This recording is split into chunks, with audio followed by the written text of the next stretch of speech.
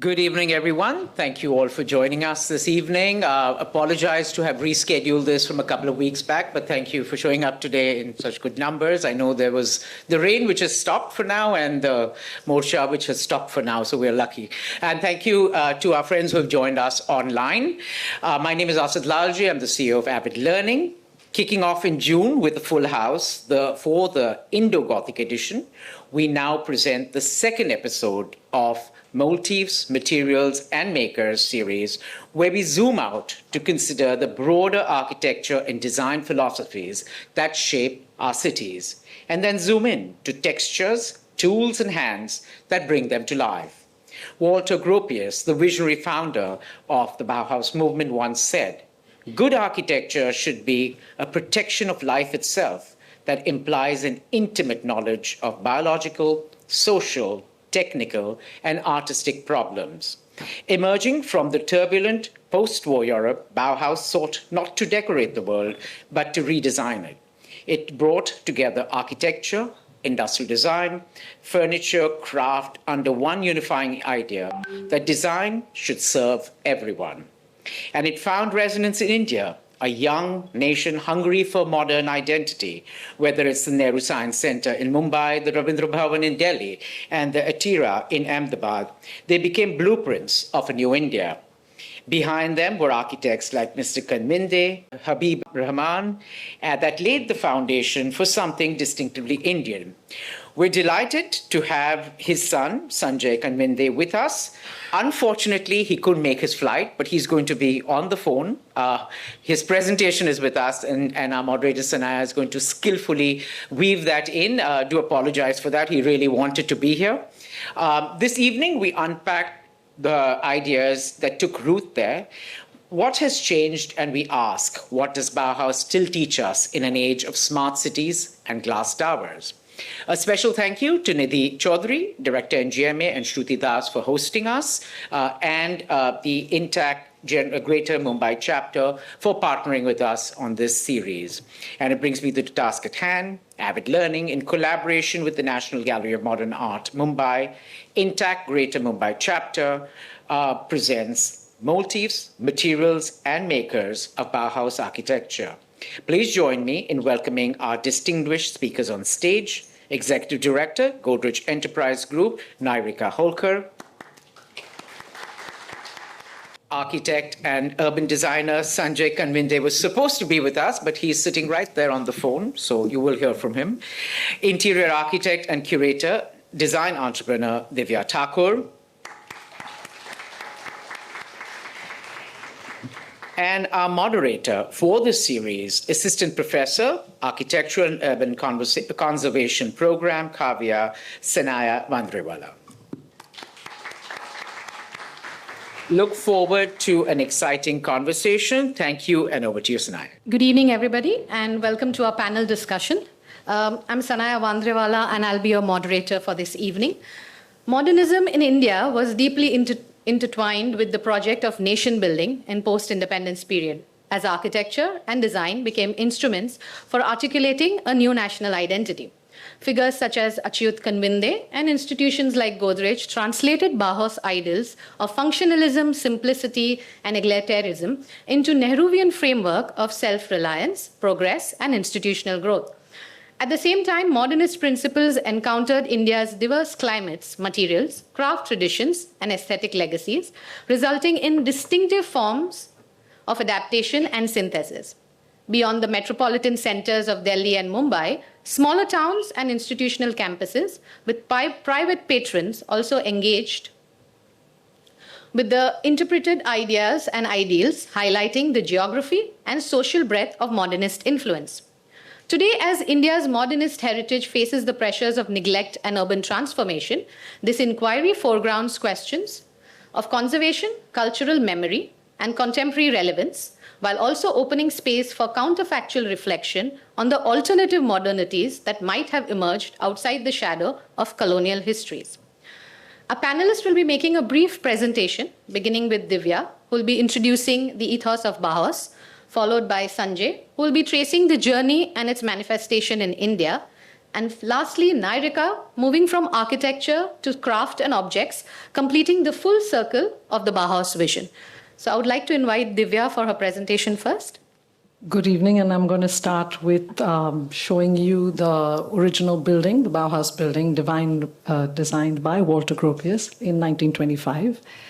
And I want to then take us to where we were at this point. Where is Bauhaus bookended, just so we have a sense of the time we're talking about.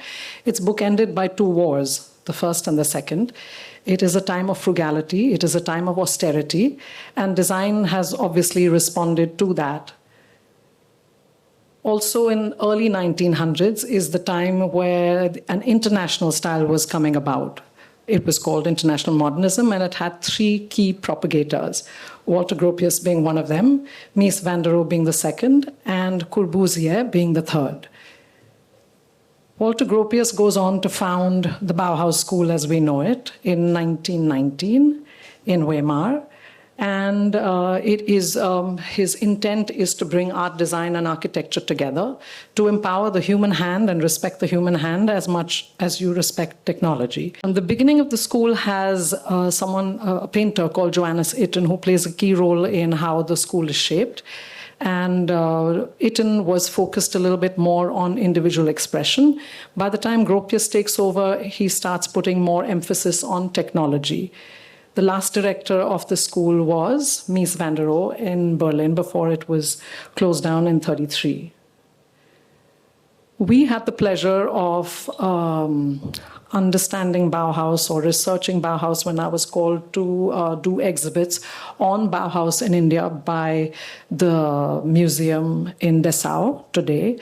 And they were interested to see how Bauhaus had infiltrated through the world, and therefore the research, and therefore all of this, which is being scrunched to just give you guys a quick overview of what the school is. So this was not just a school. It was a school of thought. They were canons of modernism. That is what they aspired to do and to create. It was responding to a post-war Europe.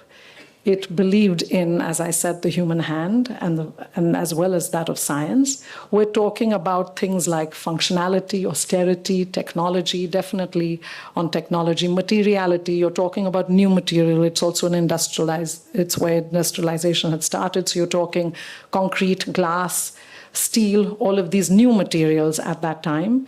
And societal responsibility. This was about conscious growth. A landmark point in the Bauhaus school is when they were invited to go out of their country, out of Germany, and one of the first places they went was Calcutta, which is remarkable just for itself, that the fact that a school was invited to come to another country, and Stella Kramrich was an art historian and an art critic teaching at Shantiniketan, and Rabindra Tagore, another Indian visionary, as we all know, would have people like this coming to visit, and she was instrumental in bringing this exhibit to happen. This is a big deal because this Bauhaus school has existed only for 14 years. And so at that time, in 22, to be out exhibiting as equals, the masters of the Bauhaus school as well as the Bengal school, to exhibit as equals is very interesting. Not just for the fact that this is a transcultural exchange in 1922, which we don't think of as a big deal today, but at that time it was. But also because, and I want to say that as emphatically as I can, India inspired German artists, particularly the Bauhaus artists, as much as they may have inspired our Indian artists. As you can see in the next slide, I've tried to put in the beginning of abstractionism with the Bengal school, and you can see examples of that. We've got Kandinsky on the extreme right, Gaganandre in the middle, and Paul Klee there. So it's important to understand that while we were inspired by them, they were equally, if not more, inspired by Indian visionary thinkers, as well as spirituality, which was like a really big part of the art movement in the Bauhaus school. Now, how did this 14-year-old manage to create the impact it did and still does? I'd like to think this is not something new for people in India, where you say "jo hota hai, achhe ke liye hota hai," which is to say that the school was forcibly shut down in 1933. It had to be closed, either voluntarily or by force, because the Second World War was impending, Nazis were expanding, and they were just shut down. It was not seen as something that was aligned to the German political movement at that time. So what happens then? You take all the masters, the faculty, the students, they emigrate to far-flung countries, particularly to America. God bless that America. And you've got all the masters like Gropius, like Mies van der Rohe, who move there. They teach at some of the leading schools and colleges of America and the world, and many other graphic designers like Joseph Albers, who's a painter who goes there till then. I think he heads Graphis magazine. So the visual culture and the thinking, the Bauhaus style of thinking, then goes worldwide because it was shut down. So I think that that's really interesting. Had it not been shut down, maybe it would have just gone into its own trajectory. But it's interesting that it's actually infiltrated the world because it was forcibly shut down. This is an example of Bauhaus India. This is a building created by Habib Rahman. It is the Gandhi Ghat. Now, the shikhar is a temple shikhar. The crown is an Islamic dome. And for the cantilever, he has created it as a cross. Nehru was apparently blown away by his rendition of India in this modern translation, and so much so that he was given a head of PWD appointment at that time. But it's also more than just, which was good for Habib Rahman, it's an excellent example of modernist thinking that is translated or open to being translated in your own cultural context, in this case, India's. During that period, which is from 1940 to 1960, perhaps even a little bit before and a little bit after that, we had close to 2,000 structures being built that were being made under the government of India, PWD, all of that. Now you've got two key architects, Achyut Kanvinde, and we have his son speaking to us later and sharing some of that work, and Habib Rahman, who are the key builders of its time. You're seeing here the Nehru Science Center, and you can see how the principles of Bauhaus have been so successfully built into this. More than that, Bauhaus, because it was a school of thought rather than a school, just a school, so to speak, it allowed for people to translate it in their own way.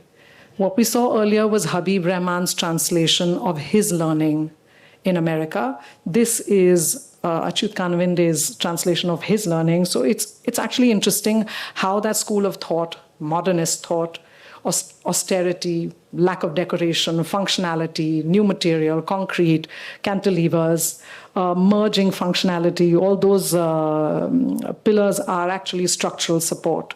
They also work as chimneys, but it's all structural support.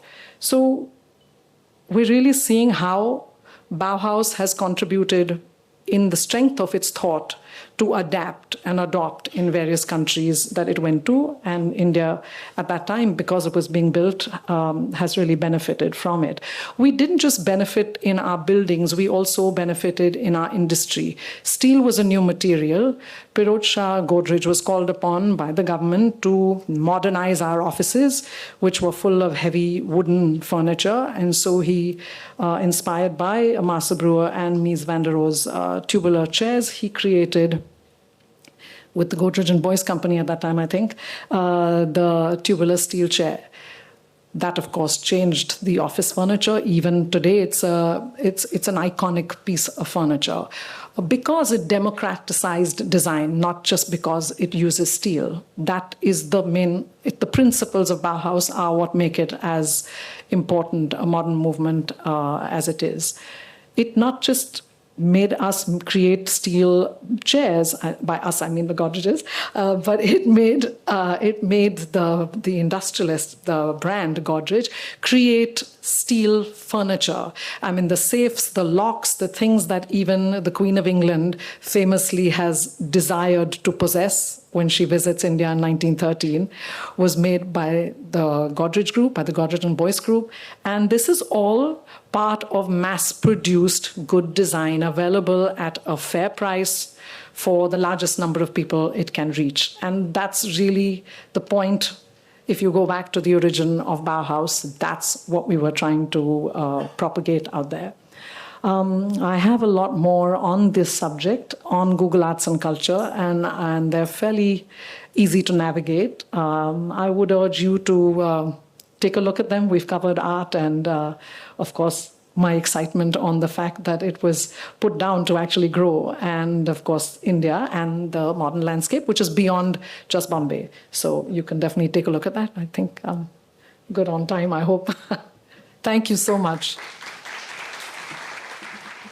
We'll be running in through Sanjay Kanvinde's presentation. He's there with us over the phone, so we'll just go through that. Sanjay, can you hear us? Yeah. Please go ahead. Well, let me first introduce to you Achyut Kanvinde to give you a brief introduction to him and the times he lived in. He was born in 1916 and passed away in 2002. After working for the CPWD at Jaipur after his graduation from JJ School of Art and Architecture under Claude Batley, he also joined CSI for some years, after which he resigned and complete his master's under Walter Gropius at Harvard from mid-December 1945 to mid-1946. Kanvinde's class then included some famous personalities who went on to be fairly illustrious, like Harry Seidler, Paul Rudolph, and Kay. At that time, Harvard had also a number of exciting personalities teaching, including Marcel Breuer, Molly Naj, Joseph Albers, and Kenneth Conant. Kanvinde was really impressed with Walter Gropius. Hugh Stubbins had recently been appointed as co-faculty with Gropius in the studio. Kanvinde himself was an avid sketcher, perspectivist, and as a practicing architect, he designed a number of buildings, almost all in India. Notable works include the academic core at IIT Kanpur campus. Besides this, he was involved in a number of campuses like the University of Agricultural Sciences at Bangalore, Pantnagar, and Rauri. Besides the master plans for Aligarh Muslim University, IIT Roorkee, and the Paper Technology Center, the National Building Research Center, Research Institute. And a number of institutional campuses for PSIR, like the Food and Drug Research Institute at the Chattar Manzil, the Botanical Research Institute, Toxicology Research Institute, and the Birbal Sahni Institute of Paleobotany, all located in Lucknow. He was responsible for the Oceanography Institute, Goa, and the Structuring at Ghaziabad, among others. A number of projects, varied projects for Vikram Sarabhai, like the Ahmedabad Textile Research Institute at Atira, and Space Research Center, Ahmedabad. Besides a number of projects for the Hindustan Machine Tools plant and its housing in Bangalore, and numerous projects for the DCM group, including factories all over the country. He continued to espouse locally available material wherever possible, as well as traditional technologies. He was also closely involved with Dr. Korean and responsible for a number of milk dairies in Gujarat and elsewhere in the country. One of his first works after returning to India was Atira, which was done in the year 1950 for Dr. Sarabhai, which more or less mirrors the Bauhaus school of thought, exemplified by clean lines, repetition and layering of blocks, three-dimensional clarity of the blocks, the auditorium standing out with respect to the overall complex. In one of his subsequent works, Azad Bhawan, the Council for Indian Council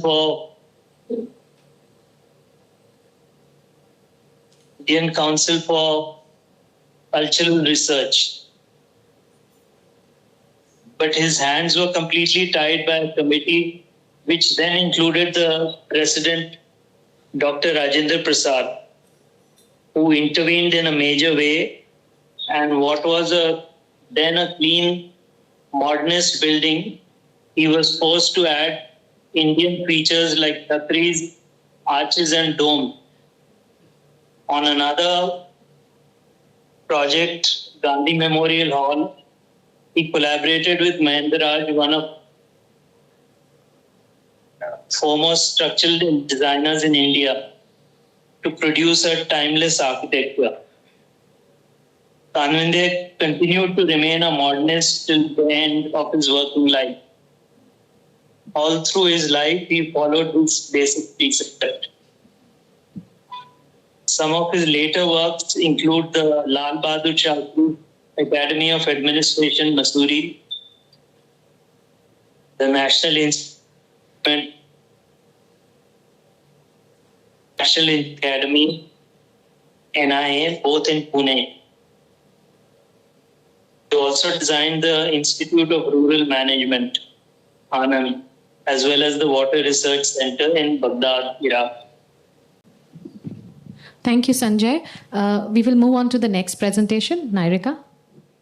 Hi, very good evening to you all.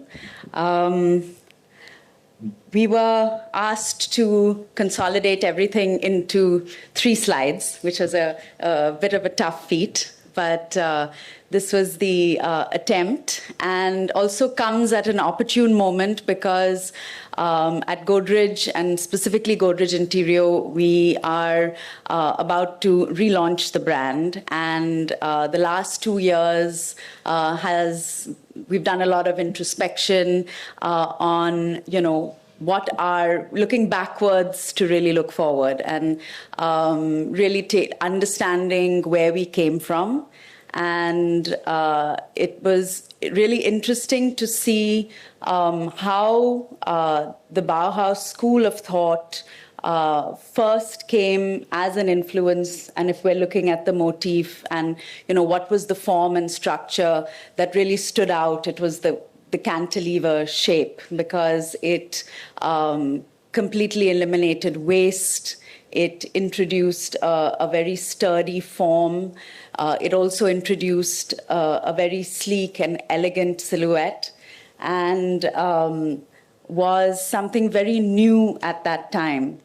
And so the influence of Bauhaus was brought into the Indian context, but translated for the Indian context. And whether it was the type of materials, of course, steel, but also in terms of the type of cane, the seat, size, and depth.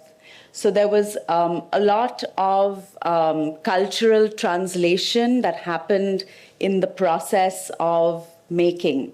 But of course, the influence very strongly came from Breuer and from, the whole process of the visual identity of the Cheska chair, but then was reinterpreted for the Indian context. And of course, in terms of materials, steel, which we introduced in the 1920s for the first time, was something very new to the Indian market, something which was durable, was pest resistant, was easy to clean, and introduced a sleekness to the sort of redefinition of what it meant to be a modern family. And interestingly, also the cupboard has been iconic because it was, in the context of a joint family, the place where people had their personal space, where they could keep valuable things that nobody else could see, and it was their little space in the home.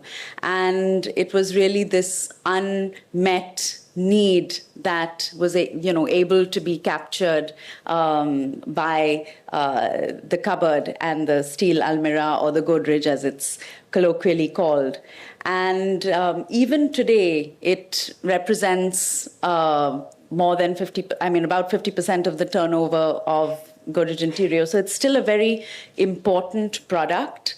Of course, it has got refreshed for the context, but still remains a very important part of Indian history, Indian cultural psyche, as well as for understanding the social structures at the time. And then the important part is, of course, on the makers. And this whole idea that the Bauhaus brought with it of mass manufacturing and mass production, and how one could really get a superior finish, superior quality, and how actually design became accessible.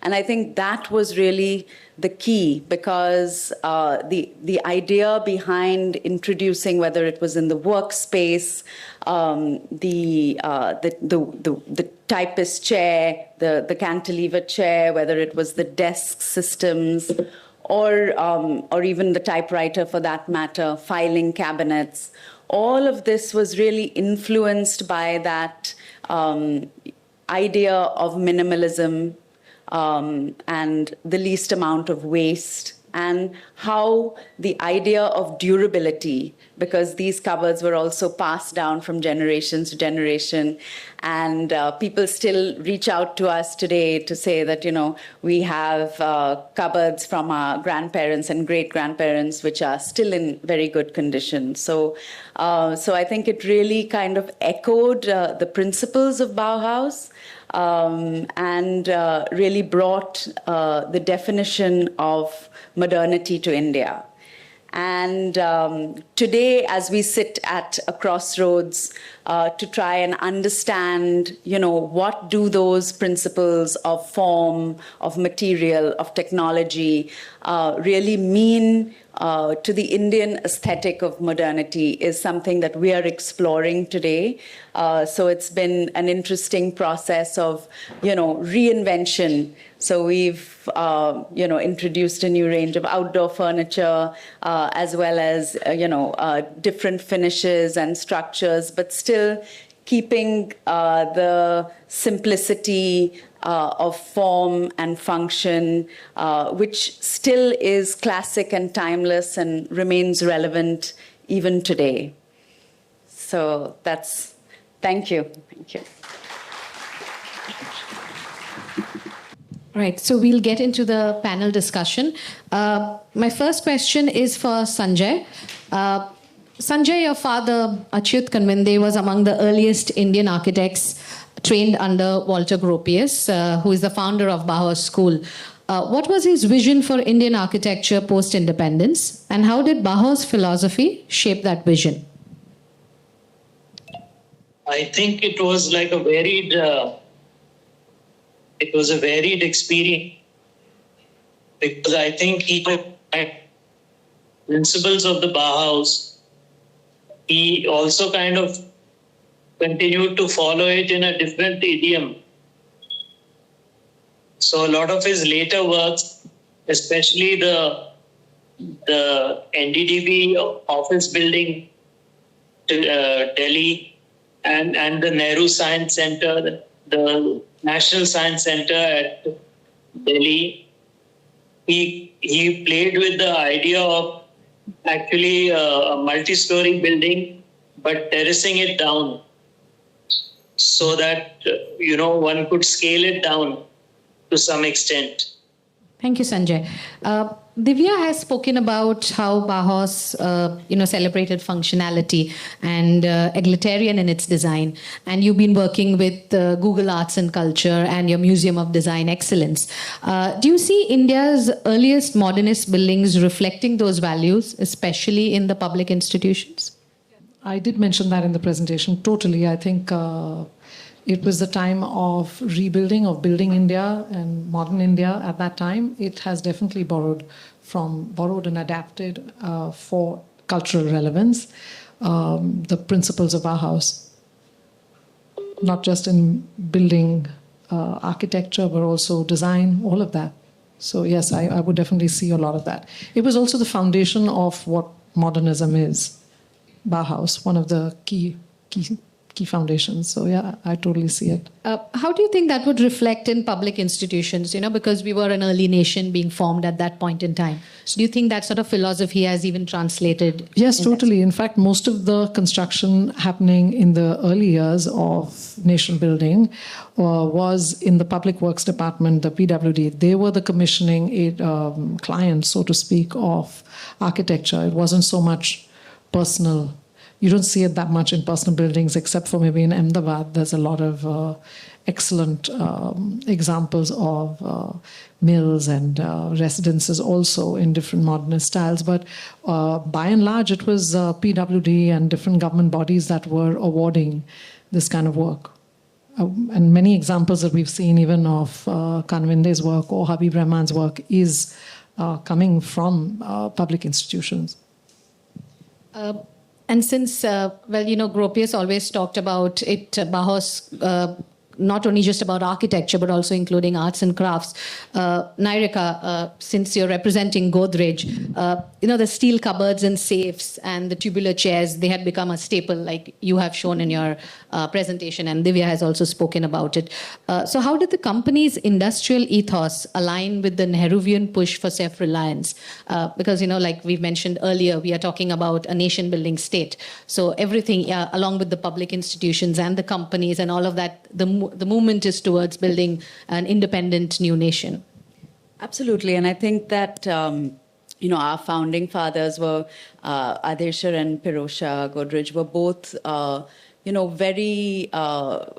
very intertwined in the freedom movement, but more from the perspective of India should have economic freedom. And that came out of self-reliance. So there was a very concerted move to build the manufacturing backbone and to ensure that we are able to make products as well or better than products which were available overseas. So that was very much an agenda.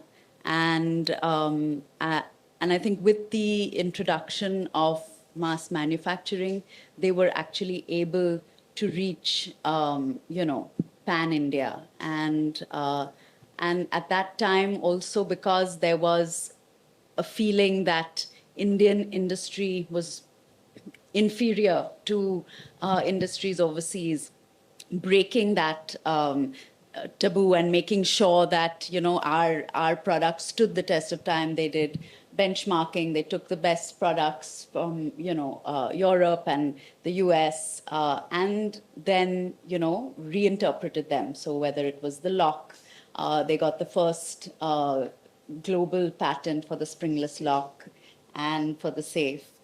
So there was a lot of technology.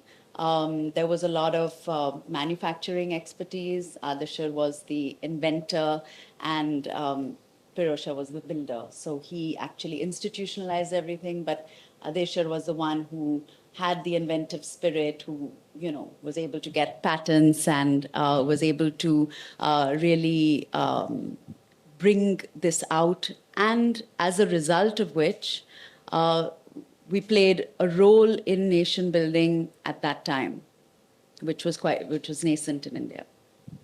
Actually, quite a lot of interesting information, which you wouldn't necessarily get in the public forum. So, if we move forward from larger understanding the context and moving towards more of architecture, Sanjay, the modernist design philosophy of Bauhaus engaged with the universal contextualization, particularly in relation to local materials, climate responses, traditional building, knowledge, and involvement of local artisans. How do you think this was expressed in Indian context?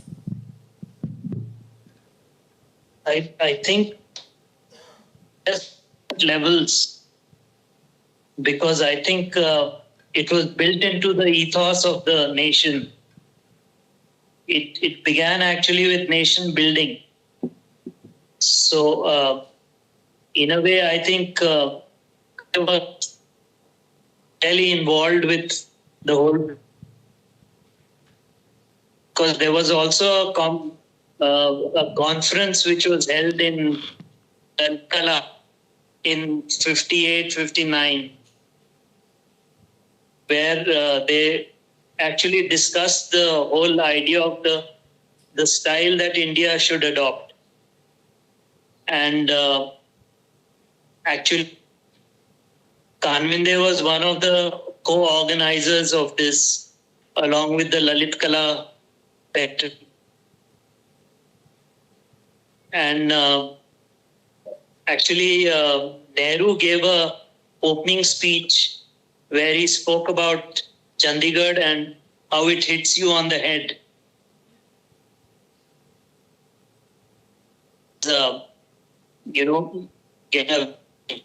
He talks, of course, of Chandigarh and what an excellent. This was also true. Sure, go ahead. Sanjay, what was the outcome of that conference, so to speak? You said that they were looking for answers on what the visual language. I don't think. Yeah, I'd be interested to know if there was. Actually, finally, it boiled down to, the same old style continuing. So the modernism never really came into India in that sense. It started off as a split practiced by people like Kanvinde, Korea, or Doshi to some extent. But I would consider the first modern building to be Golconda in Pondicherry, which was a great departure. Thank you, Sanjay. Well, Divya, just to continue with on that foot, since you jump from practice to curation, this aesthetic duality which Sanjay was talking about, where you have Bauhaus's minimalism, as opposed to you have India's inherent layered traditional ornamentation. Do you think Indian designers have resolved or embraced this duality, both, of course, in the past and in the present times? I'm going to just step back a little bit to explain India's love of ornamentation, if I can call it that. There's a word which is auchitya in Sanskrit. It means appropriateness. So if something is appropriate in the ancient Indian context, if something is appropriate, it should be done. If it doesn't belong there, if it is just being put there, if it is forced there, then it shouldn't be there in the first place. Ornamentation in a temple context or in a religious context or in the context of some buildings or arches or domes have reason. They're there to evoke a certain devotion or to evoke a certain lifelike sense of awe.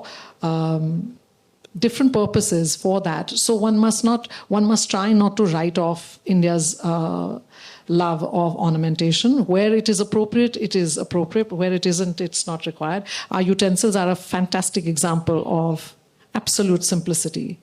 and they serve their purpose perfectly well. And when the same utensil needs to be used for something more elaborate, it acquires ornamentation. So I think that that definitely there's been room for modernism. I think the problem with it's hard for a country of our size to have a unified visual vocabulary. I think it's almost impossible because of so many states, so many different reasons. But to say that modernism has not existed or does not exist or did not find actually, if you just cleaned up Bombay a little bit, you see the buildings, they're just stunning. Look at Jahangir Art Gallery. It's like a beautifully designed building, but then there's some infrastructure, bus stop, something on the road. It's crowded, you don't see it. See the Nehru Science Center, when we started researching it, and I saw it and I was like, oh my God, it's just extremely imposing, utilitarian, functional, and imposing in the strongest of the Bauhaus sense. But I just was like, I've been there. I don't remember it looking like this. And when I see the old pictures, I see that. But then it's just like a city growing around something, and then you lose the purity of something sometimes. And so it's interesting that you're going back to go front, because sometimes if you just take the basic of what you have and eliminate everything else, you've actually got something really strong and powerful. So yes, I think it exists. I just think it's not singular, and it does get overshadowed a little bit by life around it. So yeah.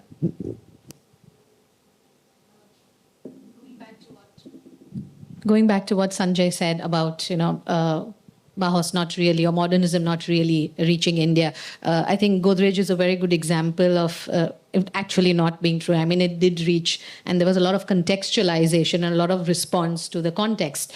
And Nyrika has shown a bit about that in her presentation.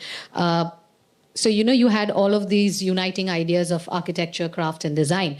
Could you elaborate a little bit more about, where you had spoken about how cane was being used and how teak trimmings were being used and all of that sort of aspect where you're taking a kind of a European design and kind of contextualizing it to the Indian context? Yeah. So I think the prevalent material, if one has to look at that time, was wood. And it was very strongly the preferred choice. So when the transition happened from wood to steel, there were also ornamentation elements, if you see the old cupboards, that mimic the sort of ornamentation of the teak cupboard. And so how that transition, and then it gets a rectilinear form. But that transition was also important because it was a new material. It was introduced for the first time, and there needed to be some association with something in the past to be able to contextualize and associate. And I think also if one has to look at RCH for the cantilevered chair, which was used in offices and had a steel frame, but the cane work was plastic because that was waterproof and you could keep it outdoors, you could keep it indoors, it was weatherproof, etc. So I think those elements became very much a part of everyday life, and I think that usability and the fact that it became ubiquitous in a manner of speaking also kind of framed it in the context. And so I think material was extremely important at that time. Also pricing. I think that a lot of everything that happens in India is done at, even today, it's done at 1/10 of what anyone anywhere in the world is managing to do it. So I think that in itself is a very big thing. It was interesting because on the catalog there were prices of 90 rupees and 85 rupees. So it can't have been, so I think that's something to always remember when we're putting stuff out. No, 100%. And I think that whole idea of accessibility was very much at the heart of the whole. Since Divya had, in your presentation talked about Shanti Niketan, I think there'll be a good point to elaborate a little bit more upon that. The exchange between Shanti Niketan and Bauhaus, the Calcutta exhibition. What other early exchanges do you think that had happened, between the Bauhaus philosophy and the Indian design traditions? And if you can talk a little bit more about other individuals or institutions that shaped these dialogues. In a strictly Bauhaus sense, I'm not sure. I know that this particular exhibit is a landmark exhibit for that cultural exchange. But what I do know is that the theosophical masters and minds from India, the spiritual teachers from India, and minds like Rabindra Tagore, they have very highly influenced all art, including the Bauhaus masters. This is it's something that India is not very, it's not very openly credited very often, but it is something that you see over and over again when you read about any modern work of art. So I think India's influence on modernism, including the Bauhaus masters, particularly in art, is big. I'm not sure, I haven't had the joy of discovering any architectural reverse influence, but in art, for sure, there I would say. And it's a general approach that is inspiring and influencing people. It's a way of being. The timing is important. It was just between world wars. The countries, they're ravaged. Even today, I think, is an interesting time because you're living in morally, what is the right word for it? It is a place where India always steps in to inspire. And we have to understand that for ourselves, that we have inspired the world many, many a times. Yeah. Sanjay, it was earlier mentioned that, it was not just the metropolitan cities, but also the smaller towns, smaller cities, institutional townships that engaged with the idea of modernism and Bauhaus. What role did private and corporate patronage play in this process? I think to an extent, patrons like Vikram Sarabhai, who was instrumental in getting him to design Atira. His first commission after coming back to India. And to that extent, I think, to an extent also, Dr. Korean was also responsible because he involved him in a number of dairies all over Gujarat and elsewhere in the country. So I that extent play a role because Sarabhai was, after all, a private person. He was an industrialist, no doubt, but he had his trappings in a different kind of a mold. He was truly nationalist in that sense, because if you've also seen Homi and Vikram Sarabhai in that serial, I'm forgetting the name now.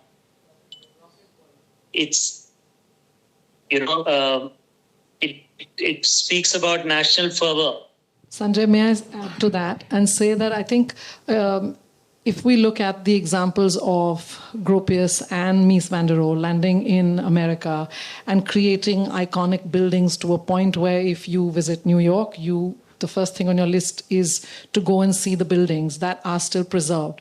So I think there is a need, industrialists in the house, to perhaps provide that patronage. Perhaps we lack that, and for government to preserve that. And individuals to preserve that, because maybe we're not doing enough in that. Maybe there's room for more. It's good that we've got some corpus funding stuff like this where we can actually talk about it. But yes, I think there is room definitely for more.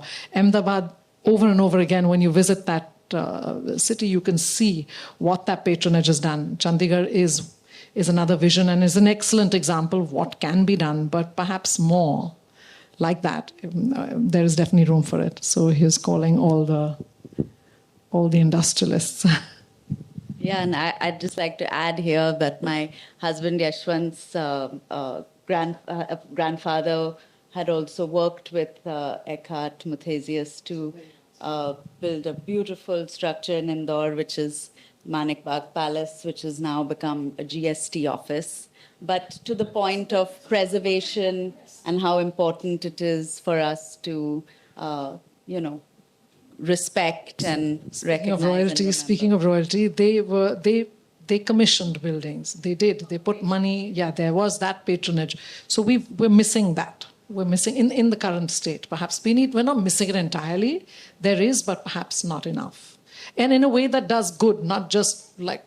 I mean, CSR does offer some sort of patronage in that sense. No, but I mean, like, to build something for the greater good of everybody. Even this is Copenhagen as a city. You visit and you just walk, and there's a little park, and there's a little pool, or there's something that everybody can use. It's open to everyone to use. And I don't know what we could do here, but maybe there's room for that. And I think that public-private engagement for greater good of people from design would be great.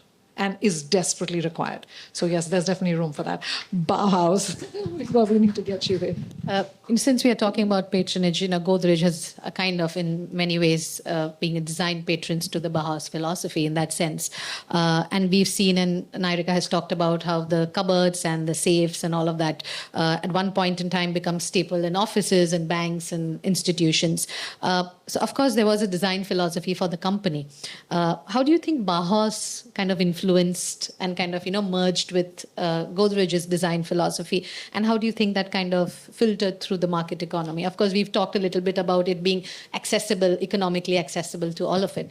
But, having the Bauhaus philosophy and having the company's philosophy kind of merge to produce something like this. Yeah, I think interestingly, there were a lot of parallels in terms of maybe the agenda at that time. At the time of pre-independence and independence, there was that idea of wanting to mainstream, and I think the whole accessibility point, but more importantly, the frugality, because at that time, the whole idea of the economy was closed. There was people didn't have as much of disposable income to spend, and therefore, how could you make something at the, least, possible cost price, and also at the same time, how could good design be available to everybody? So I think those philosophy was, because we've always been a brand that has, served the mass market, and we continue to do that today. And so that underpinning and philosophy, also design ethos, which was very minimalist, was something which was very in keeping with what our founders wanted to do at that time. And so it was a fortuitous, opportune kind of crossing of history and cultural traditions, but very much found resonance within and was translated into the Indian context. Also, I think the early industrialists, or some of the industrialists of that time, were literally custodians of nation building. And I don't think that they set out, like the Tatas and the Godrejes, were set up to make money to empower people. It wasn't intended to set out for profit, personal profit. And that is the way the companies were set up. And I think some of them still work like that. They have their profit heads in that manner, where you're actually structured to empower. So I think it's a different way of thinking and a different way of being responsible for a nation. And I think all of this borrows heavily from the Bauhaus thought process. I think you can definitely see that in a modern industrial setup of that time, 40s for sure. Yeah, and also I think the typewriter, and when it was introduced in the market at that time, it also brought women into the workforce. So I think that was also an important sort of cultural inflection point, because it was empowering, and it did enable many sort of different choices that could have happened. Sanjay, because we've been, we've talked about these modernist buildings now being at risk. Divya was talking about it. They lack patronage. Not much is being done towards its preservation. How do you think, the architectural and cultural value can be communicated to the larger public? What are the strategies that maybe can be built to preserve these buildings, which are part of our, our national building, our history, part of our national heritage? I think there has to be an awareness of the importance of these buildings. Because, without that, we are terribly sunk. Because a lot of these buildings are being actually torn down now. And they were actually in the forefront of architectural, the forethought. So it's going to be very difficult to kind of save them once they're gone. So I think we need to preserve as much of our heritage as we can. Do you think it's more of a public opinion or a political will that would play a role, especially when you're talking about modernist buildings? Because in India... Because I think you also need a patron. But, today the patron is... the government itself. They're building large complexes without necessarily a thought to, how this whole thing will kind of pan out. But in reality, it's also important to kind of build a public opinion. So both things are important, I think. Divya, taking away from what Sanjay was saying, since you have been involved with this whole idea of storytelling platforms, do you see there are certain sort of blind spots within India's collective memory of this early modernism? As in, do we Indians even consider this as part of our heritage? Because largely anything that's not older than 100 years, we think. I mean, of course, because of the long-standing history that we have, 100 years really doesn't mean anything in terms of time period. So do you think, the kind of partnerships or interventions that can be brought to bridge this gap of our idea of history and heritage, and how modernism would kind of play a role in that? Absolutely. I mean, at this point, you're talking about 10 minutes is history. That's your attention span. So if something's happened today, by tomorrow it's over, it's gone. And if you're talking about young people today, there is no interest in, or very little interest that I see in anything that's transpired. Heritage is you go back a couple of thousand years and then that's heritage. But modernism and where that came, where it went, where it's going, I'm not sure it's an area of interest at the moment. And what is the strategy is a table for another evening, I think. But is it required? For sure. It's desperately required, I think, as a nation. And also a lot of, we don't have the vocabulary, let's say the West has, that this period to this period is Deco, this period to this period. We've had influences, and we've been under British rule. So we've had our own stalwarts, thank God for them, and whether they were our freedom fighters or our industrialists. But we do have our own vocabulary, and we have to build that, and we have to tell those stories, and we have to empower people to take it forward and create new modernisms. And there's a lot of new modernism right now, which is not just as a vocabulary, but just in terms of growth, in terms of way people work and live. And so there's no need to just keep living in the past. But I think one must understand and appreciate the past. So is there a need for that? For sure. Is it there right now? No. And how? I have no idea how we're going to do it. But I'm sure there's a way out. There's got to be. Since we're talking about contemporary users, Nyrika, I mean, of course, nobody would understand, the idea behind or the philosophy behind the chair. I mean, people would be using the chairs, but they would maybe not know the history behind it. And since Godrej has such a rich design archive and a legacy, do you think there's something that as a company you can do to kind of, spark curiosity or conversation amongst, say, young users wanting to maybe set up a new home, buying a new piece of furniture, to understand this design philosophy, this legacy that has kind of, passed down from generations down? There's an ad campaign idea right there. Yeah.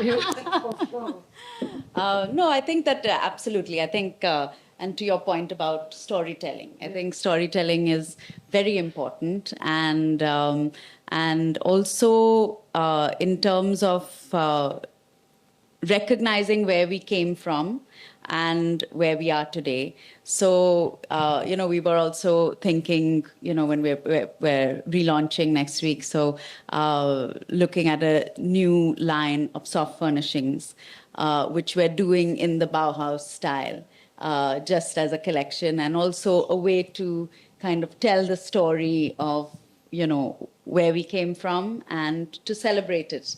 So I think definitely our archive is a rich repository of all of the stories and all of the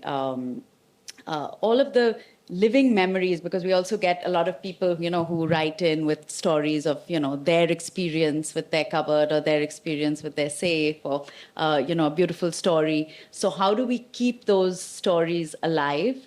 And how do we recreate them and remember them? And at the same time, it's not that we have to be kind of married to that, but it allows us to keep them alive. And I think that the role of the archive, even in a corporation like ours, plays a very vital role to, let's say, even people that we're inducting into the organization, people who already are in the organization, going back, even when we work with designers or agencies, they first ask, can we please come to your archive and see? Because those images and those memories are nostalgic and beautiful and inspiring. And I think we must keep them alive. Just a concluding question for all of our panelists. We've talked about, Divya mentioned of our colonial past. And this is like a what if sort of a question. So if we did not have the colonial imposition in India, do you think different regions within the country would have had the opportunity to develop their own modern schools of design? And if so, how do you imagine these design movements would have looked like today? I'm going to quickly butt in, or not butt in, but go first, if I may. So obviously, it would have been a completely different trajectory, and we don't know how it could have gone, but at least it would have been its own natural evolution, which did not tell us that the Western way was right and the Indian way was wrong. A lot of our education, and Sanjay will tell you about that from the Sir J.J. School of Art and Architecture, where they had British or European teachers, art being taught in a particular way. One of the first reasons why Tagore liked and wanted the Bauhaus School to come and exhibit at Shantiniketan was because it was not the classical Western European style. It was its own unique vocabulary, indigenous to itself. And that is why he called them in. So yes, I think we would have evolved in our own way. Who knows if it would have been a bigger monster than what we are now. But I think at least we would have evolved as us. Which is not to say India is a great country and we're going to find a way to find our own language. But just to say, I think that yes. And then I'm just bringing it back to the Bauhaus, that's why that connection happened there. Because there was a respect for indigenous growth. Sorry. Nyrika? I think that, because Bauhaus as it is a school of thought. And I think, even if one has to think of a situation where, let's say that influence wasn't on us in a material way, I think that language and vocabulary identity, because what came out of it was not just a byproduct of what came in. There was, there was a cultural transformation. There was a Indianness in the perspective, and whether you go to anywhere, whether it's in Europe, it's in the US, that cultural identity comes out in the way that the Bauhaus architecture or design actually manifests. So I think that that two-way process of what finally results in Like a cultural exchange. is can't be discounted, and I think that's very important for us to remember. Yes. Can I just hold your questions? This is the last bit, and we'll open it out to questions, if you don't mind.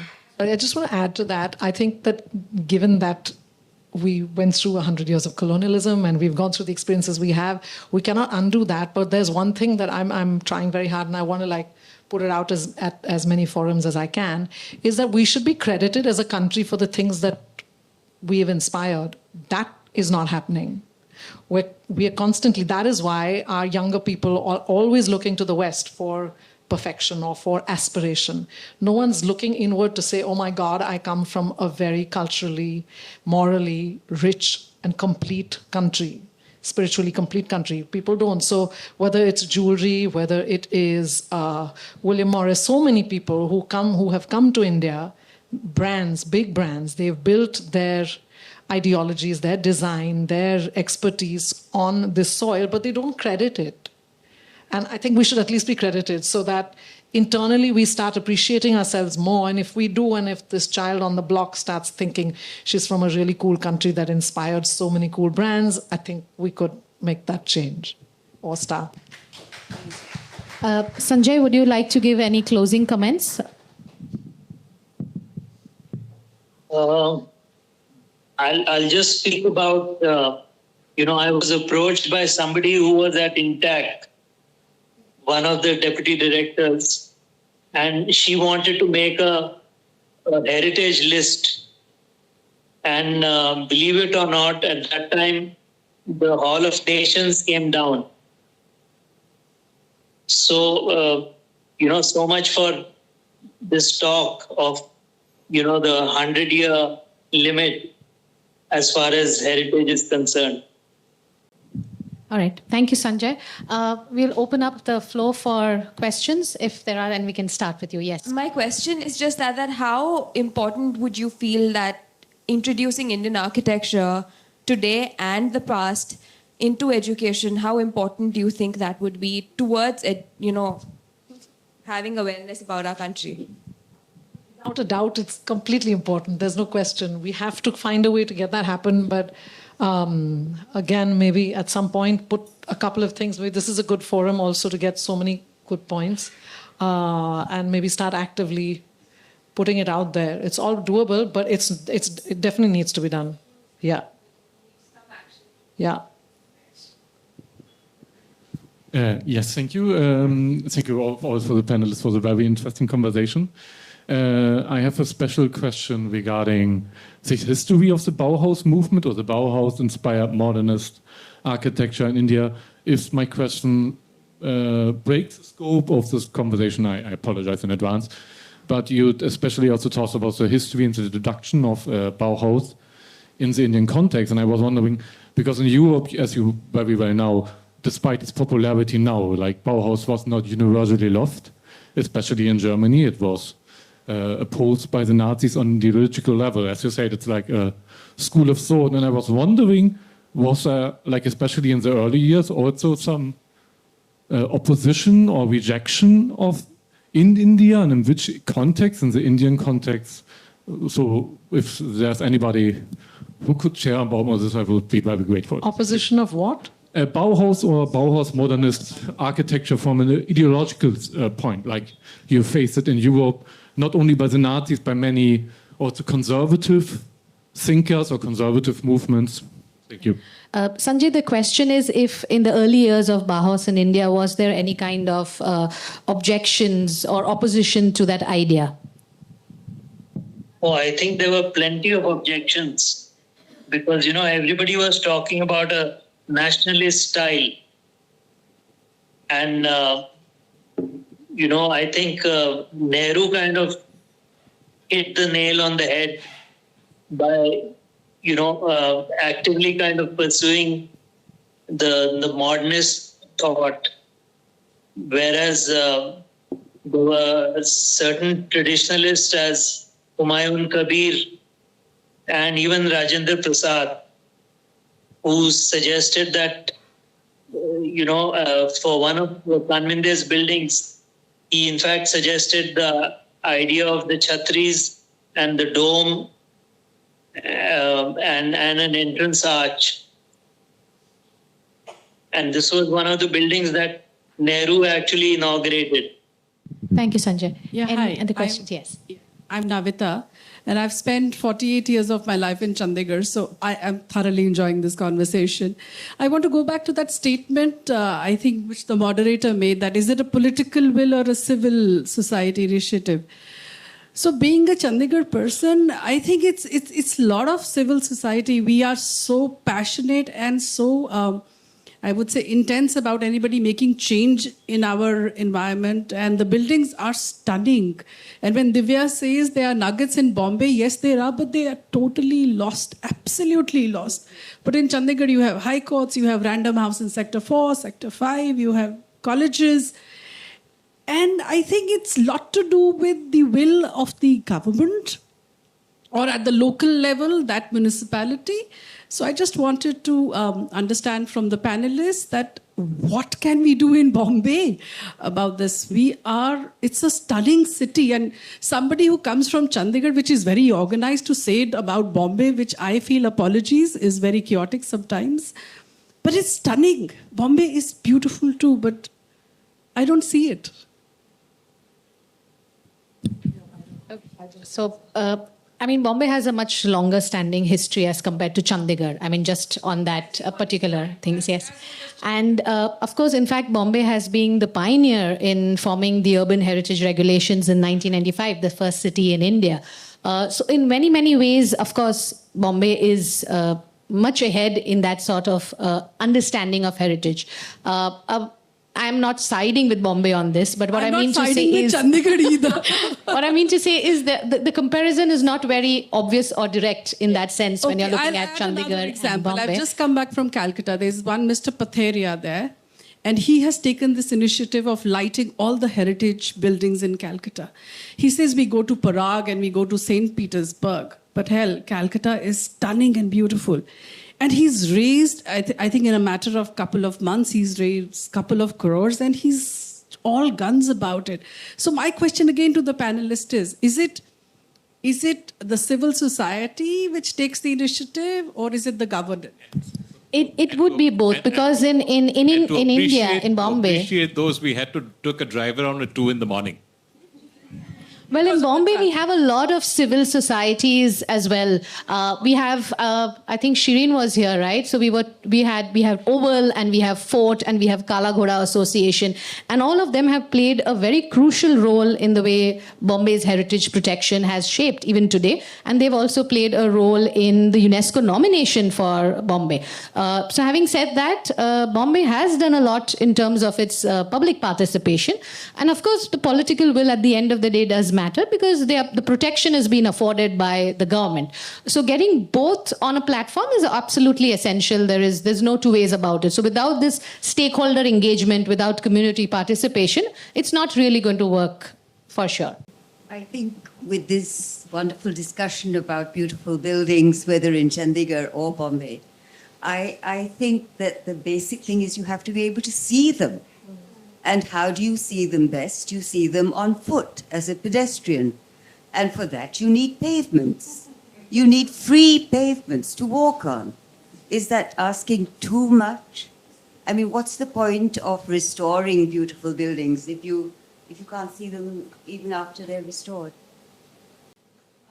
So I'll just take that question. So unfortunately, I wouldn't comment the whole about India, but in Bombay largely, our heritage movement has been restricted in somewhat in terms of restoration, and we look at it as singular objects rather than looking at a larger precinct, which many countries have done. I think once you start looking at the collection of buildings together, right? So it's like saying whether my city has heritage or my city is heritage. That sort of perspective will kind of bring in a lot of other urban elements, which you said, is required to kind of appreciate the city's heritage and identity.